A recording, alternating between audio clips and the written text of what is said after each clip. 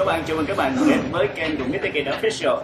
Mình là King và ngày hôm nay chúng ta sẽ đến với một cái chủ đề thật là thú vị, đó chính là chủ đề về thông tin. Và trong thời đại 4.0 có vô vàn nguồn thông tin, và liệu nguồn thông tin nào sẽ là hữu ích cho các bạn và đặc biệt là các bạn hướng dẫn viên tương lai. Thì ngày hôm nay chúng ta sẽ gặp gỡ một khách mời và anh ta sẽ là một trong những người mà sẽ chia sẻ cho bạn những cái bí kíp để chúng ta có thể có một thông tin vô cùng hữu ích. Và chào mừng khách mời của chúng ta.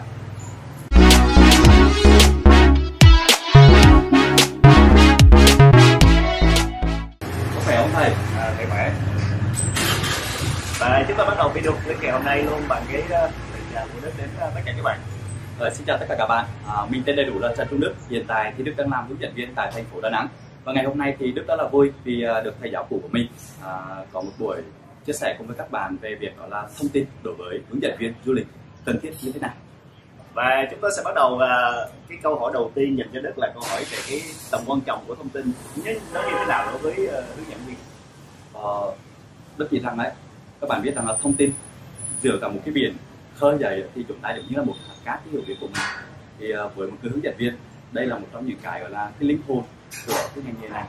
Đặc biệt cho các bạn biết là cái hình dung nó giống như việc chúng ta xây dựng một cái nhà ấy, thì cần một cái nền móng vững chắc, rồi sau đó chúng ta mới thêm những cái gia vị thì mới hoàn thiện ngôi nhà. Thì cái nền móng đó chính là những cái thông tin hữu ích và những thông tin đúng để chúng ta truyền tải tới khách hàng của mình trên cái cung tour đó.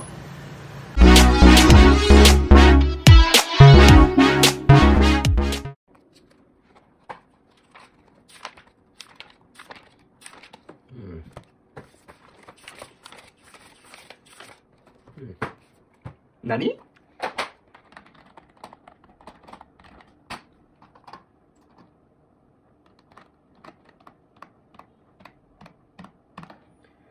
Và cuối cùng là ngộ độc thông tin. Đã có Baccarin. Giỡn thôi. Xin chào mọi người, mình là Duy, là sinh viên năm cuối của trường đại học X. Mình cũng như ba bạn trẻ khác thì đang bị rất nhiều thông tin du lịch trên mạng, nhưng mà không được chọn lọc. Vậy giờ phải làm sao?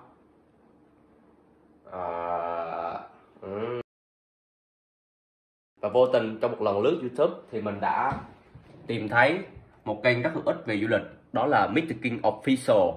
Không những là một vlog mà còn là một bậc thầy về du lịch.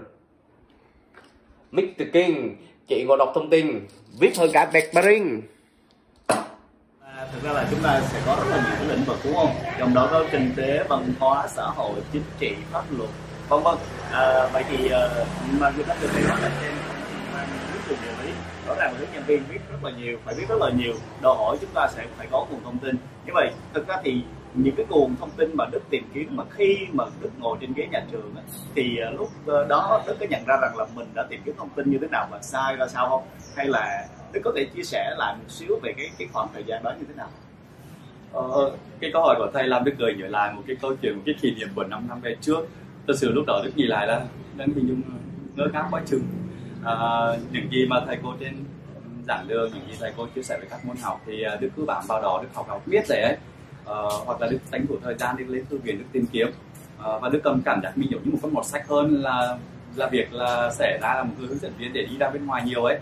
Thì sau một thời gian thì khi bắt đầu chuẩn bị bước ra trường thì Đức mới nhận ra rằng là mình cần phải có rất là nhiều cái để làm nhau để thực tiễn thực tế nhiều hơn, ngoài việc là những cái hàng sách vở. Như vậy thì tạm có thể chia sẻ rằng là chúng ta sẽ có hai nguồn chính, đó là một nguồn từ trên trong phía nhà trường và cái thứ hai là nguồn thông tin từ phía xã hội. Vậy thì Đức có thể cụ thể hóa các cái nguồn mà Đức tìm kiếm, và trong đó thì Đức cho rằng là cái nguồn nào mà hướng dẫn viên tương lai sẽ phải chú ý và tìm được những cái thông tin mà nó gọi là quan trọng.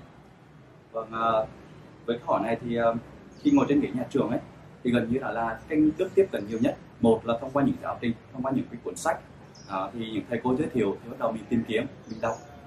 Cái thứ hai nữa là bắt đầu mở màn ra thì mình tìm một cái chủ đề nào đó thì mình sẽ tìm kiếm qua cái này. Nhưng mà trong quá trình tìm kiếm nó thì Đức ngẫm ra là cần phải có nhiều cái để mình gọi là chuyên môn lên một chút, nó hiểu hơn một chút.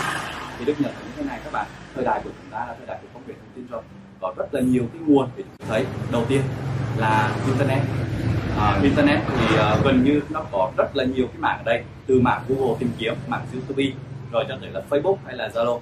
Thì các bạn muốn tìm kiếm một thông tin thì tốt nhất chúng ta lên đó và mình kiểm tra cái nguồn thông tin nó xác thực hay không, đó, tìm về những cái chính thống. Thì khi mà các bạn ra thì các thể đỡ mất nhiều thời gian để cuốn nguồn thông tin.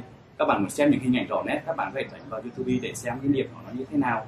Đó, thì mình có thể tưởng tượng ra rằng nếu chúng ta dẫn tôi đến đó thì cái ngày nó rất tích cực cho mình. Hay là qua các bạn, qua các cái group của bên hướng dẫn viên hay là group ở trong du lịch thì các bạn có thể vào đó để nghe được nhiều anh chị, những người đồng nghiệp khác có thể chia sẻ cho mình những cái bài thuyết minh rất là hữu ích. Đó là cái cách đầu tiên mà Đức đang tiếp cận. Cái cách thứ hai ấy, thì Đức dựa vào các cái nguồn tài liệu sách vở, các cái cuốn tạp chí, các cái nguồn báo chí, thì đó là những cái cách mà Đức thấy họ có nguồn rất là chính thống, thì cũng là một cái điều rất hữu hiệu. Cái thứ ba đó là thông thường Đức thấy rất là ưa đi thực tế. Thực tế cũng là cái cách để giúp mình có một góc nhìn đa chiều với những gì mà mình được tiếp thu, từ những gì nghe được người khác chia sẻ, thì mình đến đó mình sẽ cảm nhận và mình có thể gặp được những người hướng dẫn viên khác họ chia sẻ những cái câu chuyện ở tại đó, thì mình sẽ tự tạo ra riêng cho mình một cái câu chuyện, tạo ra cho mình một bài thuyết minh hay hơn. Và một cái điều thứ tư nữa thì đó là chúng ta có thể đó là mình thông qua những cái thầy cô, thông qua những cái bên sở du lịch, thông qua những cái hội đoàn, thông qua những cái group anh chị hướng dẫn viên, còn những cái cuộc cà phê hay thông qua những cái cuộc họp đó, thì chúng ta có thể được lắng nghe, được học được nhiều hơn. Đặc biệt những cái nguồn đó thường rất là cô đúc, rất là những cái tích lũy của những người đi trước. Như vậy thì chúng ta có rất là nhiều nguồn thông tin, thì trong đó thì Đức nghĩ rằng là các bạn nên nhắm vào cái nguồn thông tin nào nhiều nhất, hay là khác là cái tầm quan trọng của cái nguồn thông tin được đánh giá khác nhau như thế nào? Các bạn biết rồi, vì nếu như vậy thì nó rất là rộng ha. Khi mà các bạn tiếp cận vào rất là rộng thì Đức nghĩ là cái cách nhanh nhất là thông qua hình ảnh đầu tiên. Các bạn thông qua hình ảnh các bạn sẽ có những cái tưởng tượng để hình dung được. Cái thứ hai là thông qua tài liệu chính thống. Nên là các bạn nên tiếp cận những cái cuốn sách hay là những cái bài thuyết minh, những cái có nguồn rõ ràng. Đó, bắt đầu mới cô đúc nó lại.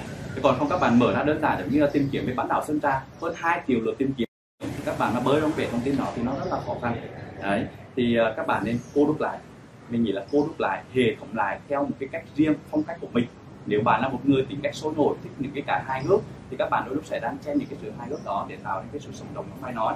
Nếu bạn là một người mà có những cái sự cái giọng rất là ngọt ngào, thì các bạn ấy có thể đan xen những cái câu chuyện mang tính là đi vào lòng người với những cảm xúc nhiều hơn. Vừa rồi Đức vừa mới đề cập xong một cái phần gọi là sưu tập thông tin hoặc là hệ thống thông tin, nhưng mà thật ra là cách hệ thống thông tin cũng là một cách để giúp ích mình có thể là hoàn thiện mình về trong cái bản thân của mình, trong cái hệ thống thông tin của mình nhiều hơn. Đấy chính là cái cách mà quan trọng. Nhưng mà hướng dẫn viên tương lai hay là những bạn đang ngồi trên ghế nhà trường vẫn không biết cách nào để hệ thống cái lượng thông tin của mình thì có, hoặc là mình đang tìm kiếm. Vậy thì Đức có thể chia sẻ một xíu về cách thức mà khi mà Đức đã có hệ thống thông tin rồi, Đức đã hệ thống nó như thế nào? Riêng với Đức thì Đức xin chia sẻ cái cách để Đức gọi là lưu giữ lại những cái thông tin và dùng cách đó để truyền tải thông tin ra mình trên đường tour. Thì Đức thường xuyên làm 3 mảng, đó là hướng dẫn viên nội địa, inbound rồi outbound. Đó, với hướng dẫn viên nội địa thì đó là công việc chính hiện tại Đức đang làm. Thì Đức thường xuyên ở Việt Nam mình là 3 khu vực Bắc, Trung và Nam. Giống như là khu vực miền Trung thì Đức lại chia nhỏ ra từng tỉnh và thành phố. Và trong mỗi tỉnh thành phố thì nó thường sẽ có các cái chủ đề, các cái bài thuyết minh về những danh lam thắng cảnh hay là những chủ đề về ẩm thực, về văn hóa lịch sử đưa vào bên trong. Và sau đó thì Đức tổ hợp riêng lại thành những file và Đức sẽ đẩy lên trên những các cái hệ thống mà qua các hệ thống cái điện thoại hay các cái hệ thống điện thoại hay là máy tính bảng, để là trong mỗi lần các bạn đi tour hay ngồi cà phê hay bất cứ những vị trí nào bạn có thể lướt ra và có thể tiếp cận, có thể đọc được. Hay là một lúc mình thắc mắc một vấn đề gì đó mình có thể xem lại cái nguồn thông tin của mình.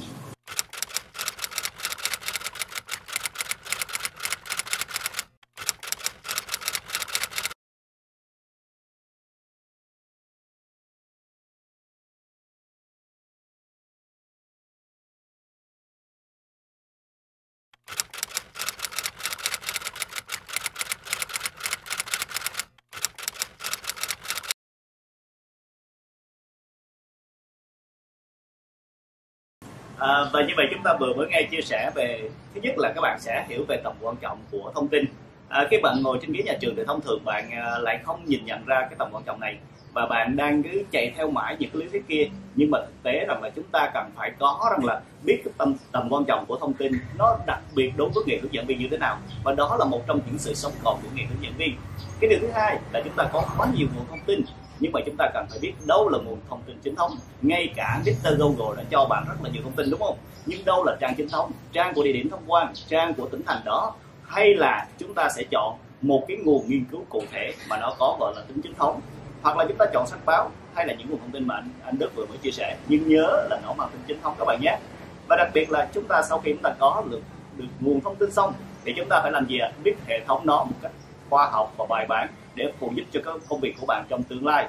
Nhưng mà điều quan trọng hơn là bạn biết không, đó, hãy tìm cho mình những cái mentor, những người có thể giúp cho các bạn. Ví dụ giả sử như anh Trung Đức hoặc là những anh chị hướng dẫn viên đi trước là những người đã có kinh nghiệm trong việc tìm kiếm thông tin cũng như chia sẻ thông tin với các bạn, và giúp cho chúng ta định hướng rằng là chúng ta sẽ tìm kiếm và đọc những thông tin như thế nào cho phù hợp từ khi bạn ngồi trên ghế nhà trường cho đến khi chúng ta ra trường. Điều đó giúp cho bạn rất là nhiều, và hy vọng là cái video clip ngày hôm nay sẽ là một trong những video clip bổ ích cho các bạn để các bạn có thể tìm đúng thông tin và phụ giúp cho các bạn cho nghề của bạn trong tương lai. Và bây giờ chúng ta sẽ nghe lời chào tạm biệt của anh Trung Đức và chúng ta sẽ nói lời chào tạm biệt cùng với bạn nhé. Rồi, cảm ơn thầy trong cuộc gặp ngày hôm nay, và Đức gửi lời chào tất cả các bạn, và Đức cũng chia sẻ các bạn thêm một điều, đó là vừa rồi đây thì cái dịch nó đã ảnh hưởng rất là nhiều đến lĩnh vực du lịch chúng ta, đặc biệt là các bạn sinh viên năm mới ra trường, các bạn cảm giác rất là bơ vơ và cơ hội rất ít hơn so với những lúc trước, những giai đoạn trước. Nhưng mà Đức thường có một câu rằng là người ta nói là vạn sự khởi đầu nan. Luôn luôn phía có một cái sự khó khăn thì luôn luôn có một cơ hội đi phía sau, và Đức tự tin rằng sắp tới đây du lịch nó sẽ khởi sắc lên và sẽ có nhiều cơ hội cho các bạn để được thử sức, nên các bạn hãy tự tin. Và bây giờ đây là lúc để các bạn chuẩn bị tiếp cận những nguồn thông tin và chuẩn bị hành trang cho mình, để rồi cơ hội đến các bạn sẽ được bắt một cách nhanh nhất. Và Đức cũng hy vọng là các bạn luôn luôn ủng hộ những cái kênh của thầy đang chia sẻ đây, vì đây là một trong những sự hữu ích mà các bạn có thể học trực tiếp thông qua những chia sẻ của những người anh chị đi trước. Và một lần nữa, Đức và thầy gửi lời chào tất cả các bạn.